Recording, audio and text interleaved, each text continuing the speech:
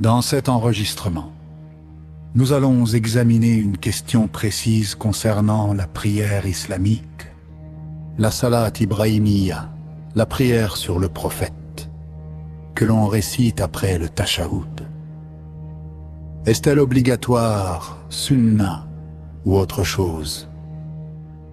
Nous allons fouiller toutes les sources, Coran, Sunna, position des 4 imams, exégèse et jurisprudence, pour lever la nuance et prouver chaque avis par ses sources.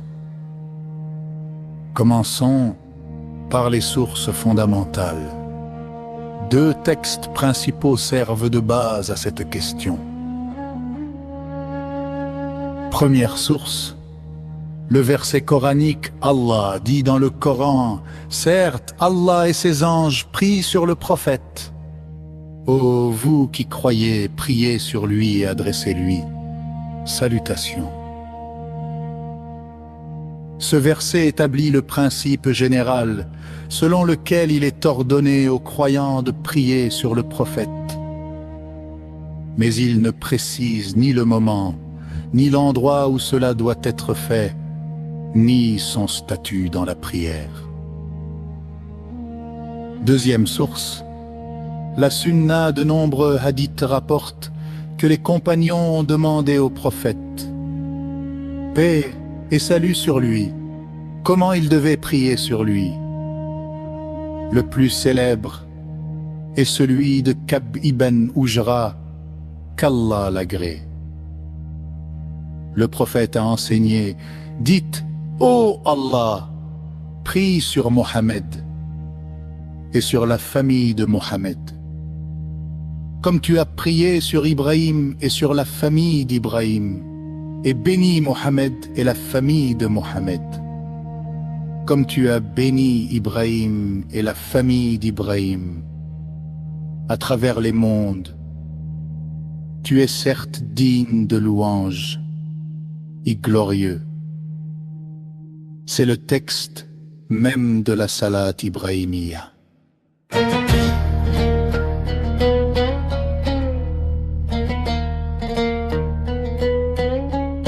Cette divergence se concentre principalement sur son statut dans le dernier tashahhud. Elle repose sur 2 grands avis, eux-mêmes subdivisés.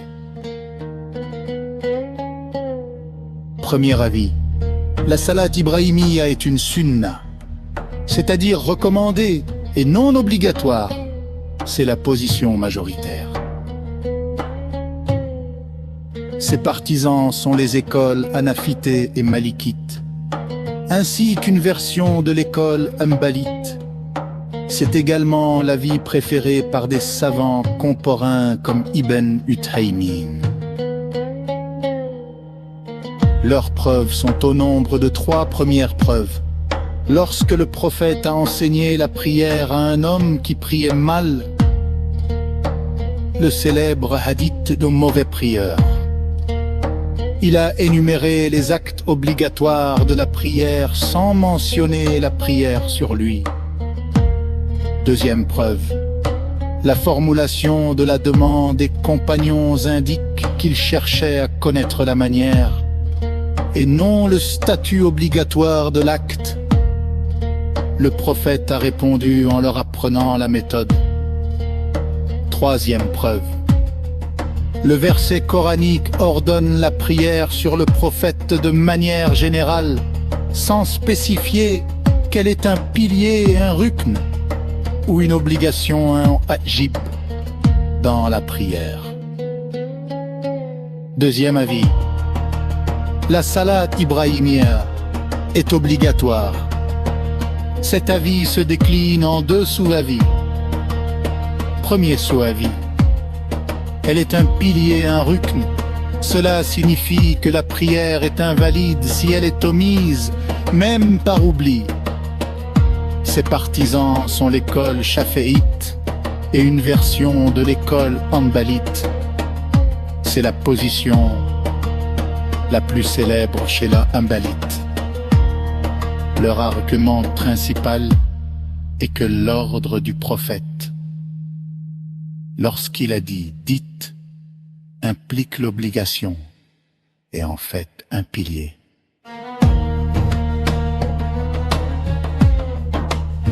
Deuxième sous-avis, elle est une obligation, un wajib, mais non un pilier. Cela signifie que la prière reste valide si elle est omise.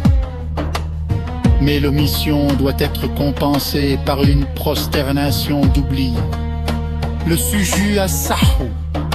Ses partisans sont certains savants comme Ibn Raoué et une autre version de l'école Hanbalite. Leur argument est que l'ordre du prophète est une obligation, mais pas au point d'invalider la prière si elle est oubliée.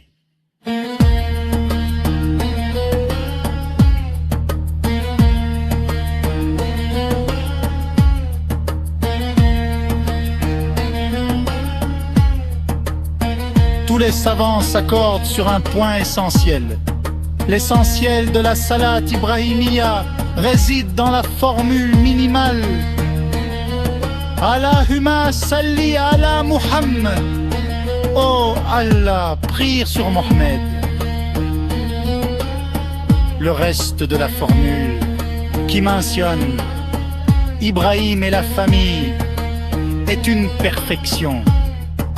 Ainsi, même selon ceux qui la considèrent comme un pilier, c'est cette partie minimale qui est obligatoire.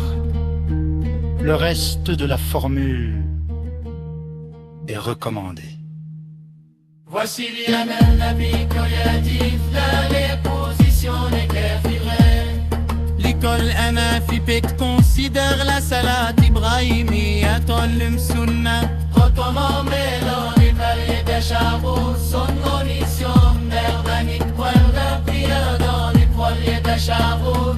Hermé par le recommandé, mais elle est d'avis. L'école malikite la considère également comme une sunna recommandée. Les merveilles des charous, son omission d'Herbanik, poil de prière dans les poiliers des charous.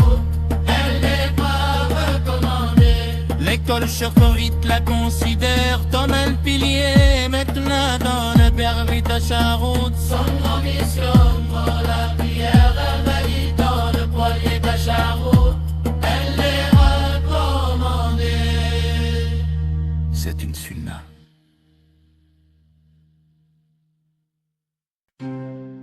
L'école hanbalite a deux avis. Le plus connu est qu'elle est un pilier, et donc son omission invalide la prière. Un autre avis dit qu'elle est une obligation, wajib, et son omission doit être compensée par une prosternation d'oubli. Dans le premier tashaoud, l'avis le plus connu est qu'elle n'est pas recommandée. En conclusion, la prière sur le prophète après le dernier tashaoud est unanimement reconnue comme légiférée. La divergence porte uniquement sur son caractère obligatoire ou recommandé. En pratique, plusieurs attitudes sont possibles.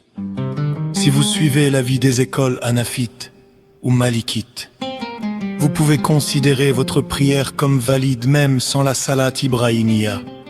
Si vous suivez l'avis des écoles chafites ou hanbalites, selon l'avis le plus connu, vous devez la réciter pour que votre prière soit valide.